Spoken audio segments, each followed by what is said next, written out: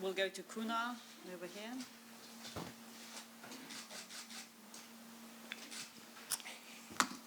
Nawab Khan from the Kuwait News Agency. So I would like to ask a question on the recent developments in Syria. There have been reports of 2 Israeli strikes in recent days in Syria, and also reports on the use of chemical weapons. So I would like to ask your comments on these developments. Are you concerned that the conflict is now spreading? Thank you. First, on Israeli strikes, I am aware of the press reports. I have no indication of such activity in the area relevant to the deployment of NATO patriots. Of course, NATO allies continue to monitor developments closely. As you know, we are focused on our defensive deployment to protect the population and territory of Turkey. As regards chemical weapons, yes, we do have indications that chemical weapons may have been used. However, we don't have consolidated information as regards more detailed circumstances, including who have actually used chemical weapons. But of course, these developments remain of grave concern and emphasizes how urgent it is that the international community should redouble its efforts to find a political solution to this crisis, so that we can see an end to the bloodshed and the start of a general transition that accommodates the legitimate aspirations of the Syrian people.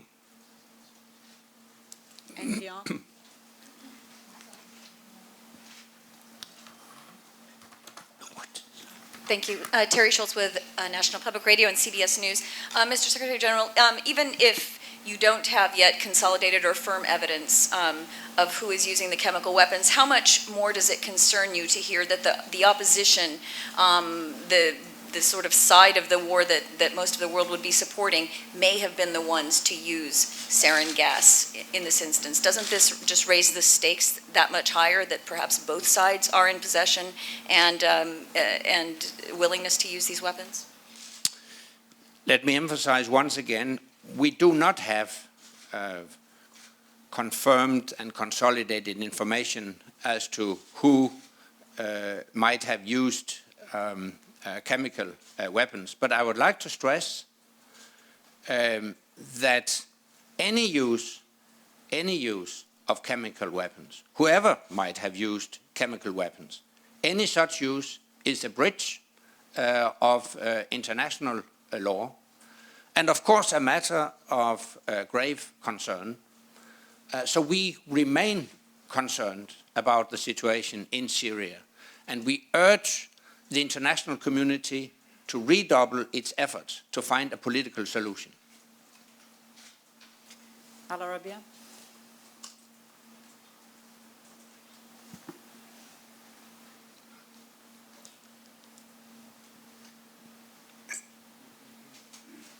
Mr. Secretary General, I'm here, back in the room. Nordin Fried from Al Arabiya News Channel. The Israeli official almost recognized that they bombed in 2 times Syria in these 2 or 3 days. I would like to ask you if you are seriously concerned about the more and more Israeli involvement in this internal conflict. And a question to the follow-up to the previous question, Madame Khaled El Ponti, who is a member of the International Inquiry Committee, said that she saw reports suggesting that the opposition used the chemical weapons in in last March incident. I would like to ask you, do you support this Israeli involvement in the Syrian internal conflict? What is your comment, like Madame Galla Del Ponte, who is, let's say, a credible source? This is an international commission investigation member who is suggesting that she saw reports accusing the opposition. Thank you. As regards the Israeli strikes, as I said, I'm aware of the press reports, but I don't have further information. We remain concerned about the situation in and around Syria. It's for us, this is not, it's not a new concern that for quite some time we have expressed concerns about the risk of a spillover of this conflict. So we remain concerned, as we have been for quite some time. And as regards chemical weapons, I don't know on which basis Carla Del Ponte has made her statements. What I would like to stress is that the possible use of chemical weapons is a breach of international law, whoever might have used chemical weapons. So also in that regard, we remain concerned. And I think the developments we have witnessed also recently just stress how important it is that we find a political solution sooner rather than later. And it is indeed a great responsibility for the international community to find a solution as soon as possible. And I really urge, and in particular I urge the permanent members of the UN Security Council to find each other, to reach an agreement, to send a strong and unified message to the regime in Damascus that time has come to initiate a transition that can lead to a political solution that accommodates the legitimate aspirations of the Syrian people. And I think we have a framework on which a political solution could be found. On the 30th of June 2012, the so-called Action Group on Syria published a declaration from their meeting in Geneva. The strength of that declaration is that it's signed by all 5 members of the UN Security Council. In my opinion, it should be possible to find a political solution within that framework. We had Ritzau over there.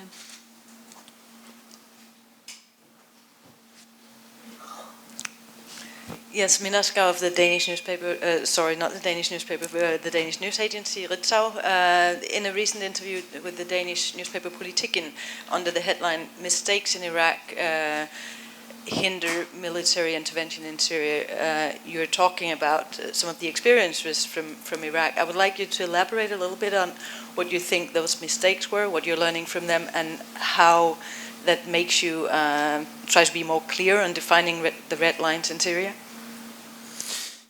Well, I hinted at the very fact that it's understandable that political leaders want clear evidence when it comes to the possession of and possible use of chemical weapons, taking into account the experience from Iraq. I was asked about the indications that chemical weapons may have been used in Syria. I share the view that it is of utmost importance to get consolidated information, to get clear evidence. And this is also a reason why it is of utmost importance that United Nations inspectors get full and free access to Syria, to investigate what has actually happened. And it's regrettable that so far the Syrian authorities have denied the United Nations such access. James. Yes, Brooks Senior, Jane's Defense. Mr. Rasmussen, I have a question about the upcoming December Council and your desire that the two work more closely together. But I have some problems. I mean, I don't see how, really there's nothing the two can do officially other than issue political declarations for one, and unofficially the two sides are already informally coordinating their respective PNS and smart defense initiatives. The real challenge really to Europe's CSDP place in the world is its shrinking defense industrial base, low R&D spending, et cetera, et cetera. So what is it the two sides can do together officially? I really don't see it. Please tell us. Thank you. Yeah, but I mean, to pick up on what you said, the answer is very clear. To invest more in defense, and I can preview what I'm going to tell parliamentarians later this afternoon. If Europeans are not willing to invest a sufficient amount of money in defense, then all talk about a strengthened European defense will just be hot air. Reuters. Adrian Croft from Reuters. Secretary General, just following up on what you just said, in the French Defence White Paper last week, it calls for French spending on defence to fall to 1.5% of GDP in 2014. Do you think that this is setting a bad example, that one of your largest, most powerful military members is cutting military spending to that extent? As you know, we do not, as an alliance, interfere with national decisions on the level of defense spending. We do have alliance benchmarks, but we leave it to each individual nation to make her decision as regards the level of defense spending. Furthermore, it's also a question about how you spend your defense expenditure.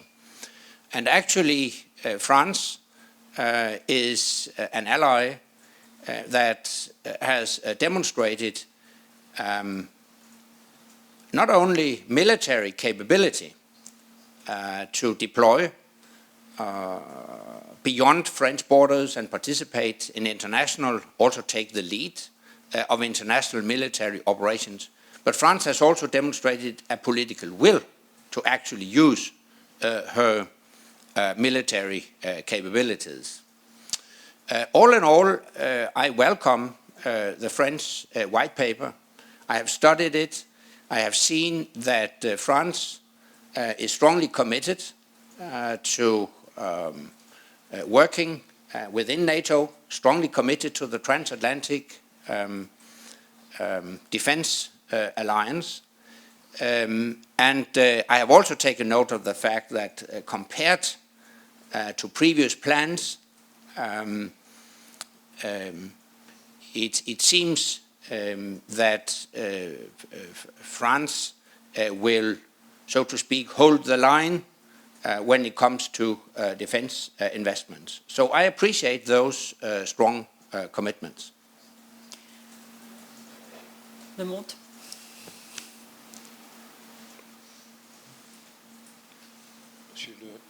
Monsieur le secrétaire général, une question en français, vous pouvez répondre en anglais si vous le préférez, bien sûr. À propos de votre plaidoyer pour le rapprochement entre l'Union européenne et l'OTAN, est-ce que vous entrevoyez une solution politique au problème qui bloque cette collaboration depuis très longtemps, à savoir le problème de Chypre? Et deuxième question, ce plaidoyer, votre présence au Parlement européen va sans doute renforcer la rumeur selon laquelle vous envisageriez une fonction, une haute fonction européenne à l'avenir. Est-ce que ça se place dans ce cadre-là?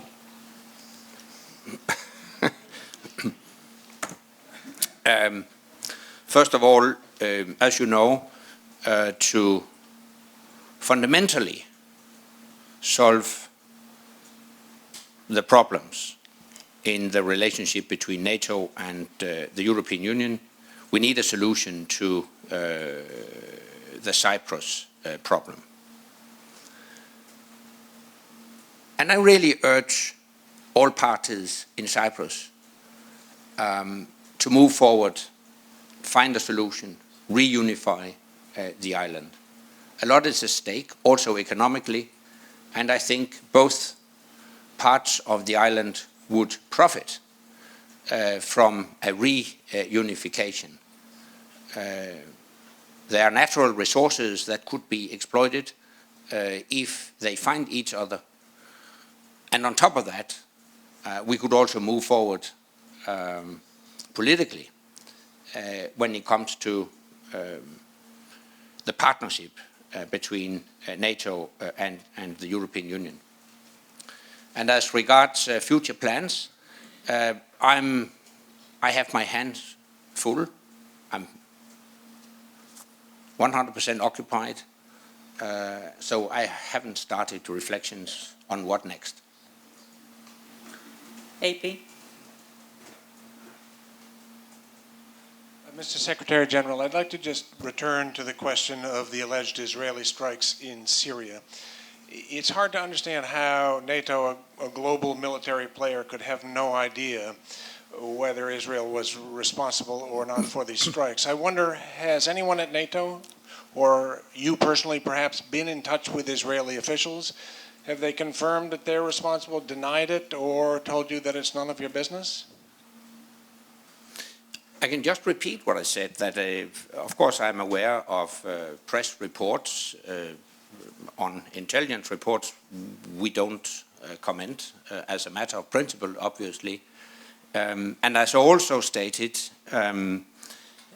we have no indications of such activity in the area relevant to the deployment of NATO Patriots. And that's actually what I am able to say about that. Have you been in touch with Israeli officials at all?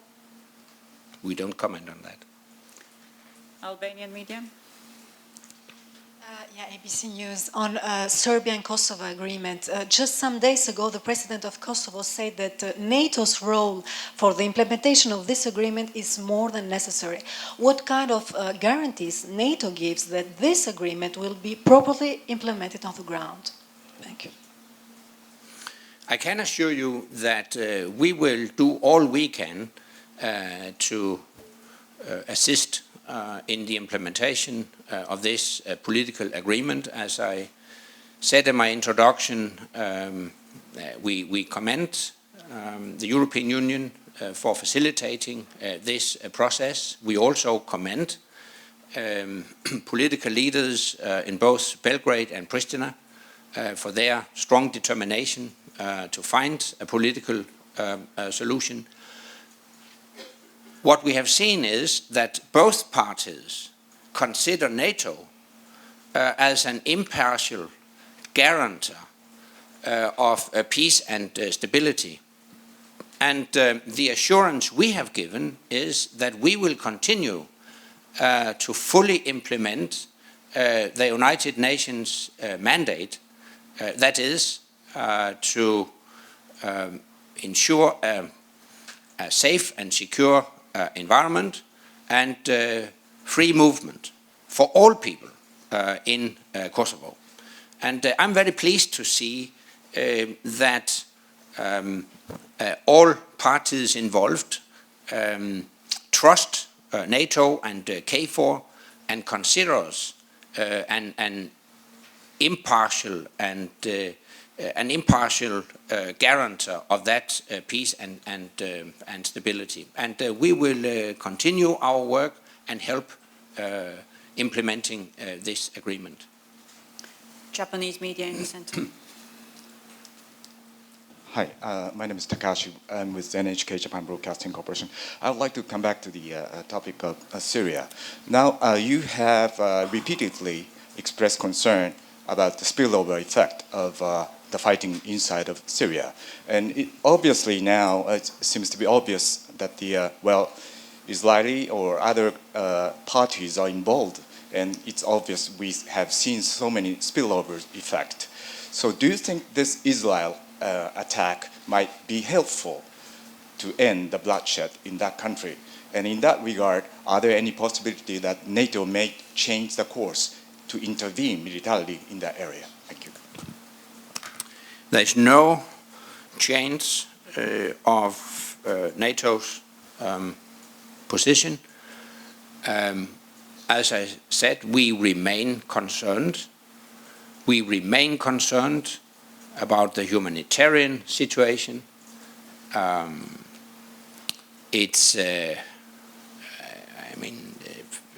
More than 70,000 people killed, more than 1 million refugees. It's outrageous what we are witnessing. We remain concerned about the risk of a regional spillover.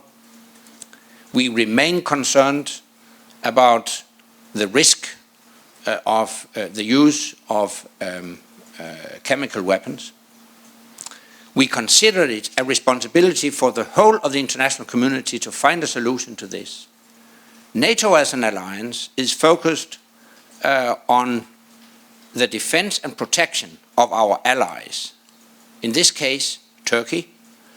And this is the reason why we have deployed the Patriot missiles. And I can assure you we have all plans in place to defend and protect Turkey against any kind of attack. That's our obligation as a military alliance to defend our member states and their populations. That's our focal point. But no reason to hide that we are deeply concerned about the situation and the development in Syria. And that's why we call on all parties and we call on the international community to find a political solution as soon as possible. Last question, Bosnian media at the back, Ines.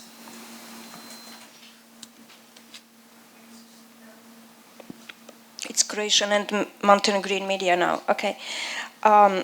I wonder, there were some renewed allegations recently in the international press that Croatia was selling arms to Syrian rebels. Do you have some knowledge on this, or do you have some comment on this? What do you know about this? And my second question is related to Kosovo. You said that NATO will do all you can in implementation of the agreement. But does it mean, did I understand correctly, that it means that you are going to go on with everything which is under your mandate, or is it perhaps something else that you envisage? Thank you. On Croatia and